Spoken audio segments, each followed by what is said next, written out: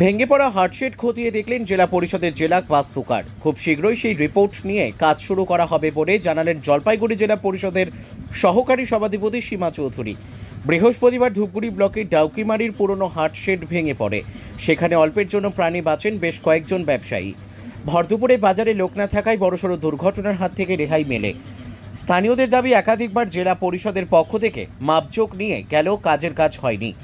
জানা যায়, দীর্ঘদিন থেকেই জলপাইগুড়ি জেলা পরিষদের তৈরি কাঠ ও টিনের এই জরাজীর্ণ এই ঘরটি বেহাল অবস্থায় পড়েছিল। এই নিয়ে বাজার ব্যবসায়ী সমিতি ও ব্যবসায়ীরাও একাধিকবার স্থানীয় প্রশাসনকে জানিয়েছে, তবে দু একবার মাপজোক ছাড়া আর কিছুই হয়নি।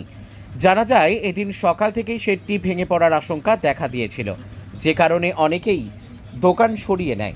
শুক্রবার সকালে জলপাইগুড়ি জেলা পরিষদের বাস্তুকার সেই এলাকায় গিয়ে পুরো বিষয়টি খতিয়ে দেখেন। এদিন জলপাইগুড়ি জেলা পরিষদের সহকারী সভাধিপতি সীমা চৌধুরী বলেন, আমরা পুরনো হার্টশেডগুলি সংস্কারের কাজ শুরু করেছি। এই দিনের ঘটনা জানা মাত্রই ডিস্ট্রিক্ট ইঞ্জিনিয়ার সেখানে গিয়ে খতিয়ে দেখেন। আমরা চেষ্টা করছি যত দ্রুত সম্ভব সেই কাজ শুরু করা যায়।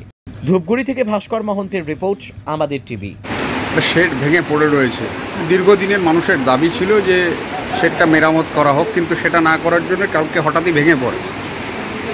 কি পদক্ষেপ নিচ্ছেন? আমাদের জানা নেই, তবে আমাদের যে ডিস্ট্রিক্ট ইঞ্জিনিয়ার এসেছেন ওনাকে সভাধিপতি এবং ডিএম সাহেব বলেছেন যে ডাকুমারির হাটের যে শেডটা ভেঙে গেছে।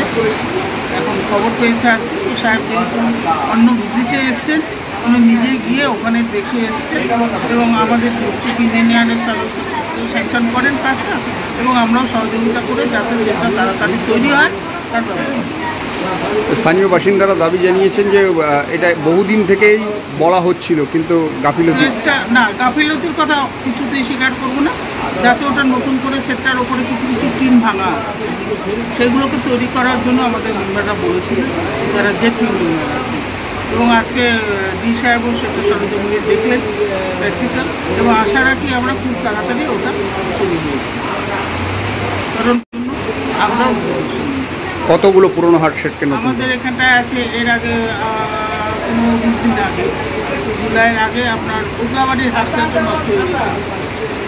সেটাকেও কিছুটা করা হয়েছে ওখানে, কিন্তু যেহেতু সবাই ছিলেন না বলে সেই কাজটা একটু তারা আমরা আশা রাখি সেগুলোতে মানুষের বসে যাতে সুস্থভাবে ব্যবসাটা করতে পারে, তার জন্য জেলা পরিষদ সহযোগিতা। আমার নাম সুবল রায়। আপনার পিছনে দেখা যাচ্ছে সেটি সম্পূর্ণ ভেঙে যায়। হ্যাঁ, কিভাবে হলো এই ঘটনা? এটা তো অনেকদিন থেকে মানে ওই ভাঙা অবস্থা। সরকার থেকে কতবার নাপানাপি হইল, কিন্তু কোনো সময় এই ঘটার কোনো কাজে হইল না। এখন তো মানে আজকে তো গেল। যখন আপনি দোকান করছিলেন তখনই কি এই ঘটনা ভেঙে? হ্যাঁ, দোকান করা অবস্থায় তো। কতটা বিপজ্জনক ছিল যখন? মানে বিশাল বিপজ্জনক। যেগুলো ভাগ্য ভালো যে আস্তে আস্তে আস্তে আস্তে ঘরটা ভাঙিয়ে পড়ছে। আপনি কি পালিয়ে গেছিলেন দোকান? হ্যাঁ, তখন তো পালিয়ে না যাবার উপায়, তাছাড়া তো বুদ্ধি নাই। এটা কত বছরই পুরানো হবে আনুমানিক? এটা তাও 80-90-100 বছরের মতো। জেলা পরিষদের তৈরি? হ্যাঁ, জেলা পরিষদ। আচ্ছা, এর আগে যে বিপজ্জনক অবস্থায় ছিল, প্রশাসন কি কোনো রূপ ব্যবস্থা নেয়নি? ব্যবস্থা নেওয়ার মধ্যে কি ওই যে নাপানাপি করেছিল যে ঘরটা হবে সেই আশায় আমরাও ছিলাম।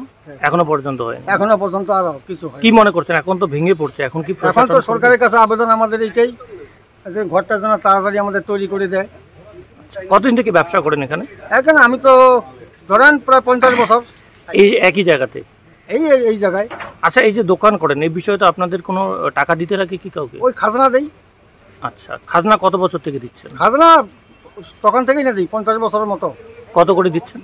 আগে তো ছিল 2 টাকা 1 টাকা, তারপরে হইলো 5 টাকা, এখন 10 টাকা নেয়। আচ্ছা, খাজনা দেওয়ার পরেও ভেঙে থাকবে কতদিন এভাবে খোলা আকাশের নিচে? সেটাই না আমরা প্রশাসনকে বলি।